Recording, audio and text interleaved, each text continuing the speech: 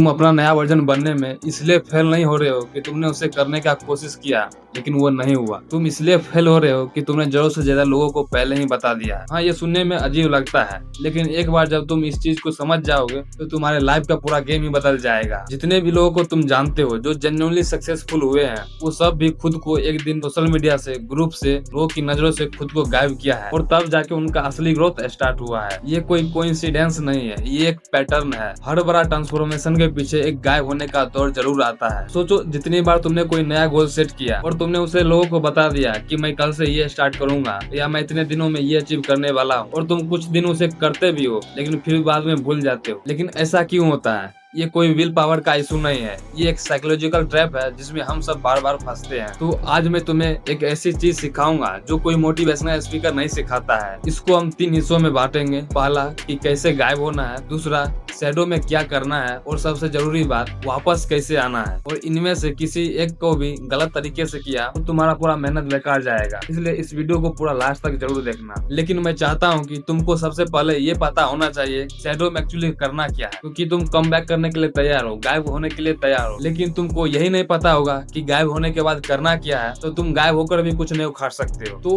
अब सवाल ये है कि शैडो में क्या करें। पहला, अपना एग्जैक्ट टारगेट डिफाइन करो। जैसे मान लो अगर तुम्हारा बॉडी ट्रांसफॉर्मेशन का मन है कि तुम्हारा अपना बॉडी बनाना है, तो ये एग्जैक्ट लिख लो कि मुझे किस टाइप का बॉडी बनाना है और कितने दिनों में उसे बनाना है, और फिर उस काम में लग जाओ। और उस चीज को तुम एग्जैक्ट लिख लो और उसको इस जगह पे रखो जहाँ पे सिर्फ तुम ही उसे देख सकते हो। दूसरा, अपना पूरा लाइफ उस डायरेक्शन के अराउंड घुमाओ। हर दिन हर घंटा उस डायरेक्शन में इन्वेस्ट करो। जहाँ तुम रह रहे हो, जहाँ तुम जा रहे हो, जो भी क्लास ज्वाइन कर रहे हो और जो भी लोगों से तुम मिल रहे हो, ये सब इंटेंसली होना चाहिए। और तीसरा, अपने दिमाग को इस प्रोसेस से प्यार करना सिखाओ। शुरू में ये अजीब लगेगा, तुम्हें अकेला फील होगा, लेकिन एक वक्त ऐसा आएगा तुम्हारा यही साइलेंस तुम्हें सबसे ज्यादा सुकून देगा। और यही असली ट्विस्ट है इस पूरे चीज का। जब तुम सही तरीके से इस पूरे प्रोसेस को करते हो, तब एक दिन ऐसा आता है तुम्हें वापस रिपेयर होने की जरूरत महसूस नहीं होती है। तो अब बात करते हैं कि गायब कैसे होना है। सबसे पहला स्टेप, अपना मुंह बंद रखना सीखो। ये सुनने में सिंपल लगता है, लेकिन तुम्हारा मुंह तुमको जितना पता है उससे ज्यादा धोखा देता है। तुमको इसे काबू में रखना होगा।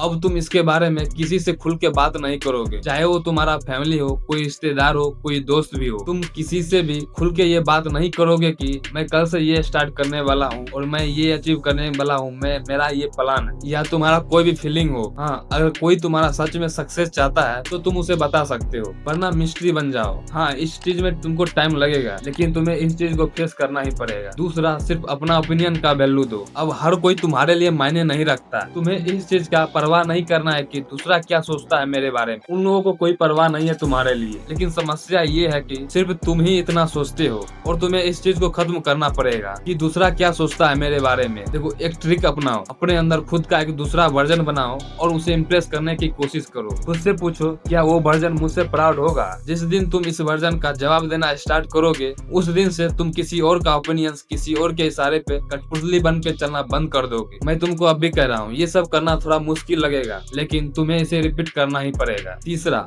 अपने प्लान्स किसी को मत दिखाओ। देखो, जब भी कोई नया प्लान्स बनता है तो अंदर से इतनी एक्साइटमेंट होती है कि तुरंत किसी को बताने का मन करता है, लेकिन तुम्हें ये गलती नहीं करना है। उतना ही तुम अपना चांस थोड़ा कम कर देते हो उसे अचीव करने की। अगर तुम्हें कहीं पे एडवाइस लेने की जरूरत पड़ रहा है तो तुम ऐसे इंसान से एडवाइस लो जो उस फील्ड में एक्सपर्ट हो, लेकिन उसको भी पूरा कहानी मत सुनाओ। सिर्फ उतना ही शेयर करो जितना में तुम्हारा काम बन रहा है। ये जरूरी नहीं कि अगर तुम्हें किसी और का जरूरत पड़ रहा है तो उसे भी सब कुछ खुल के बता दो। ये करने की कोई जरूरत नहीं है। तुम अपना जवाब लो और वापस गायब हो जाओ। चौथा, अपना प्रोग्रेस भी छुपाओ। ये सबसे मुश्किल पार्ट है, क्योंकि जैसे रिजल्ट दिखना शुरू होता है हम सबको दिखाने का मन करता है। अगर तुम्हारा बॉडी बन रहा है तो तुम सोचोगे मैं इसे इंस्टाग्राम पे शेयर कर देता हूँ। कोई नया स्किल सीख रहे हो तो तुम्हें इसे बताने का मन करेगा, लेकिन रुक जाओ। जिस पल तुम फ्लेक्स करना शुरू करते हो तो तुम्हारा फोकस जो इतने दिनों में बनाए हो, उसे जहाँ पे लगाए हो, वो धीरे धीरे प्रोसेस से हटकर वैलिडेशन के पीछे चला जाता है और यहीं से चीजें रिवर्स होने लगता है। तो तुम्हें इस गलती को ना करते हुए तुम्हें उस अपनी एनर्जी को वापस उस काम में लगाना होगा। और पांचवा, सबसे इमोशनल पार्ट, अपना दर्द भी अकेले हैंडल करना सीखो। इस पूरे प्रोसेस में एक ऐसा भी टाइम आएगा जब तुम्हें रोने का मन करेगा। तुमको लगेगा कि अब मेरे बस की बात नहीं है। बार बार तुम्हें फेल्योर का सामना करना पड़ेगा, बहुत थकान होगा, होगा जो तुम किसी से शेयर भी नहीं कर पाओगे, क्योंकि तुम्हारे पास कोई ऐसा इंसान नहीं होगा जो तुम अपना दिल का हाल उसे सुना सको। तुम्हारा मन करेगा किसी दोस्त को कॉल करके अपने सारे दिल का हाल बता दूं कि मैं इतने दिनों से क्या कर रहा हूँ, क्या क्या झेला है, लेकिन